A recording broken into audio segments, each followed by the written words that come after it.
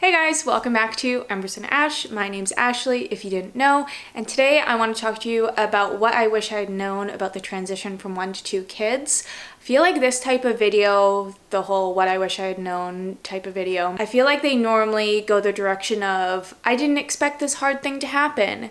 And that's not what today's video is going to be like, because as a lot of you know, I had a hard time wrapping my head around having a second child. That's putting it lightly. And so I'm coming from the viewpoint of things that actually were better than I expected or weren't as hard as I thought they would be. Kind of like a video I wish I could send to myself back in time and be like, you know what, it's gonna be okay. Don't get me wrong, it was still hard, but in some aspects better than I thought. But before we talk about that, I do want to thank today's sponsor, who is Haka. Can you believe it? I can't. I'm so excited to have Haka as today's sponsor. If you've been following me for a while, you know that I use their products religiously. Today I'm talking about their silicone pump and their ladybug milk collector.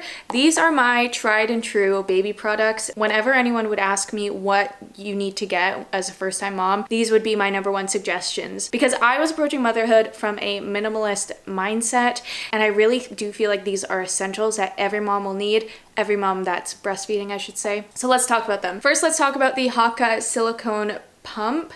If you haven't heard about this, where have you been? Because everyone talks about this thing. It's so awesome because it's a great alternative to an electric pump. It's low maintenance but high production. What you do is attach it onto your breast, usually while breastfeeding, and it will catch your letdown. In addition, it has continuous suction, so it's pulling milk out. So you don't have to deal with a pump. You're already sitting there breastfeeding and it just gathers milk for you. I use the Haka exclusively to collect milk with Rook and with Finn. We were exclusively breastfeeding, so the milk I would collect was for just in case or babysitters, but I found this was more than enough milk to suit our needs. Next up is the ladybug milk collector. This was equally as important for me because I kept this one in my diaper bag for on the go. If you're a breastfeeding mom, you probably know that, especially in those early days breastfeeding, when your letdown comes in, it can come in pretty vigorously, and for myself, the breast pads weren't enough to keep the milk from leaking everywhere. So when I was out and about, I needed something to catch the milk, otherwise I had a big mess on my hands. I tried some other products and this was by far my favorite because it's small and discreet. You just put it in your bra and it collects the milk, like I said. You can put a light suction to it to help keep it in place, or if you don't want any suction, you can remove this tab and it just allows airflow, preventing the suction. My second favorite feature about it is that it has little feet, so it can stand on a table on its own.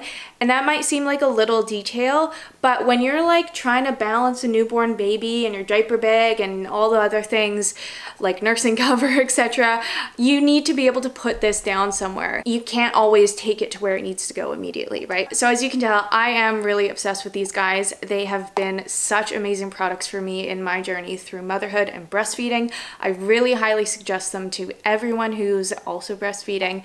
So if you are interested in getting them, I do have a discount code for 10% off your purchase, and I will have the link in the description as well. Thanks again to Haka for sponsoring today's video. Such an awesome partnership. I'm so excited to continue to share them with you guys.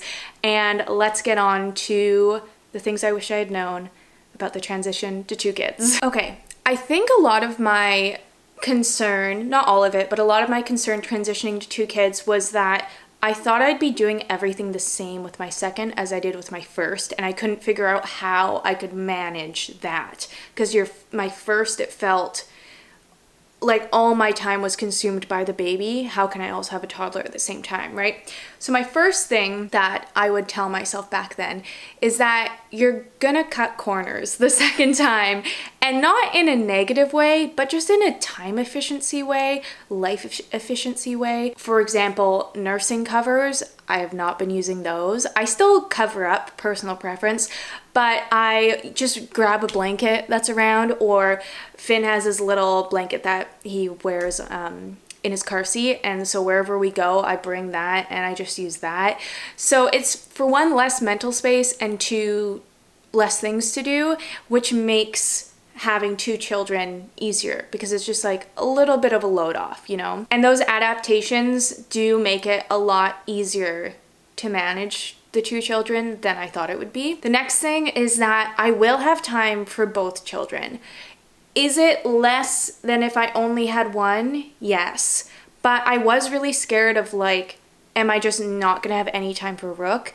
Am I not going to spend any time with Finn? Like, how am I supposed to do this when I've only known life with one child? And I've surprisingly been spending more time with Rook than I thought, because again, I imagined myself with a baby being my whole world, just the one baby, because that's what my first was. But newborns especially don't need a lot from you. So I was still spending a lot of time with Rook, and as the months went on, I found that I was longing for more time with Finn, funny enough just in relation to what I thought it would be like. But I found myself just prioritizing Rook's nap time to be my one-on-one time with Finn, and that kind of balanced it out.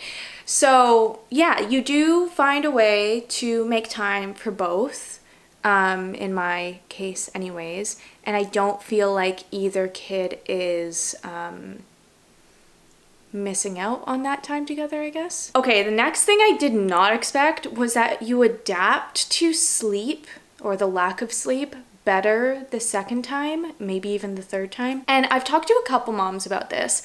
The first baby you have, losing your sleep is pretty traumatizing. It's pretty aggressive, because your body's just used to getting that full 8 hours every night. And Rook is a great sleeper, and prior to Finn coming around, he was sleeping, you know, through the night, no problem. But even still, when Finn came, I just found myself fine with the lack of sleep. Like, you know, I was still tired, but I definitely adapted better to it than I did the first time. And even now, we're doing some wakings at night. It's this whole thing. And I'm functioning okay, or good. I'm good. I'm better than I was last time, which I've talked about this before, but it takes a while to feel like you really have come into motherhood, I guess. And now that I'm here and I'm like, yes, like I am a mother and I really identify with that identity, I'm just used to the hiccups that come along with motherhood, I found. So yeah, that was something I was really scared of when I was pregnant with Finn, was how am I supposed to take care of a toddler on low sleep? And you just kind of do it, and it's okay. The other thing I didn't expect was that the things that I was really stressed out with my first, I'm not stressed about with my second.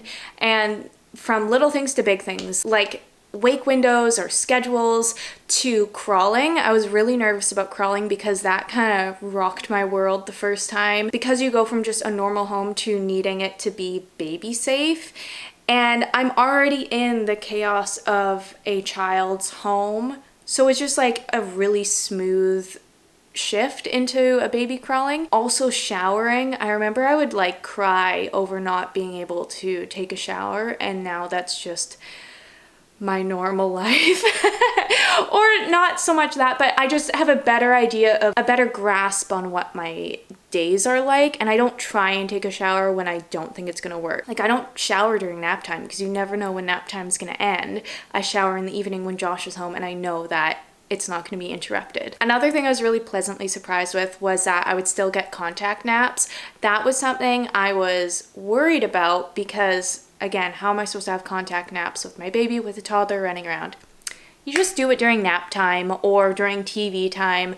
You make it work. I didn't do as much, or I didn't do as many contact naps with Rook as I wanted to because I was scared of ruining his sleep. And I took full advantage of it this time whenever I got the chance, spending that one-on-one time with Finn. Even now, if he'll let me, I'll lay in bed and nurse him to sleep in the middle of the day and get that nice bonding time with him. I'm just really trying to prioritize not so much productivity, getting the most out of this short season of baby life. Something else that might seem obvious, but I still would have benefited from hearing, is that the toddler you have when you're pregnant is not the same toddler you'll have when the baby's here, if that makes sense. Like, your toddler's gonna grow, obviously, and the struggles you have with them today aren't the struggles you're gonna have with them in the future.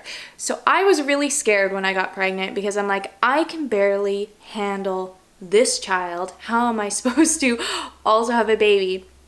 But then by the time I gave birth, Rook was so much more independent than he was prior. Again, children grow, that happens. And I really could have benefited from someone telling me this, just that it is going to be a little bit easier than it is today. I guess not in every case, but that is just the general trajectory of children is growth.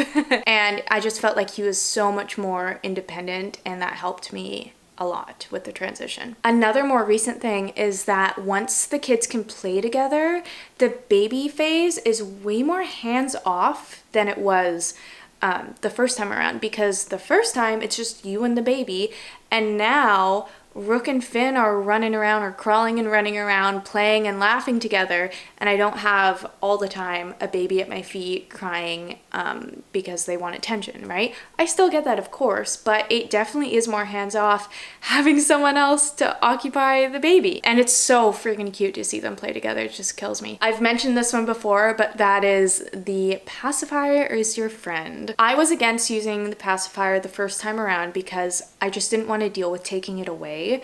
And I loved that we did that because I didn't have to worry about taking it away. This time around, we heavily relied on the pacifier just because, I guess, obvious reasons, but it's hard to always tend to every need of the baby when you have a toddler pooping his pants or whatever. So being able to just throw a pacifier in there, calm down the baby, move on to the toddler helped a lot. And I didn't realize how much of a lifesaver it would be. I'm really glad that I'm glad that I overcame my pride in that and just did it. And we only used it for 3 to 5 months or something like that because he got a cold and was congested and didn't like it anymore. So that was actually really nice that he kind of weaned himself off. So yeah, I just wish I had known that the pacifier is helpful. Can you believe it? And lastly, I wish I had known that, you are going to be pulled in 2 directions, but you just adapt to it. There will be a child crying often, and you will have to leave one to cry as you tend to the other, but you just do it and you move on. That's the biggest thing, is like, deal with the chaos, move on. Trying to get 2 kids out of the house, pretty stressful, but you do it and you move on. And I wish I had known that those things that I thought would be a big deal aren't a big deal, because you just adapt to it. So yeah, those are all the things that I wish I had known about the transition from 1 to 2. How many times can I say that? I hope this is helpful for you if you're expecting your second and you are scared like me. It was really hard at the beginning, mostly because of my mindset. I was just really expecting the worst. So if anything bad happened, I was like, this is it. This is the worst. But as time went on, it got a lot better, and I'm so loving having a baby and toddler right now. They're so much fun together. I just feel very grateful for our family unit. So yeah, thank you guys so much for watching, and I will catch you in the next one. Bye.